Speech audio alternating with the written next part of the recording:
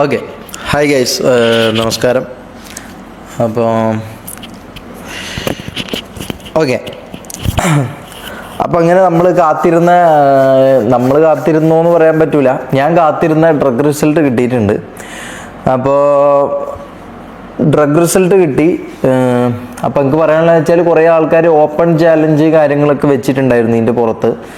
ആരാ നിങ്ങൾക്കറിയാം, ഞാൻ പറയണ്ടല്ലോ. ഓപ്പൺ ചാലഞ്ച് വെച്ചവരൊന്നും ഇപ്പോൾ എവിടെയാണെന്നോ എന്താണെന്നോ ആയിരിക്കും അറിയില്ല. അവരൊക്കെ ഏതോ കുന്നിൻ്റെയോ മലൻ്റെയോ മുകളിൽ പോയി ഒളിച്ച് നിൽക്കായിരിക്കും.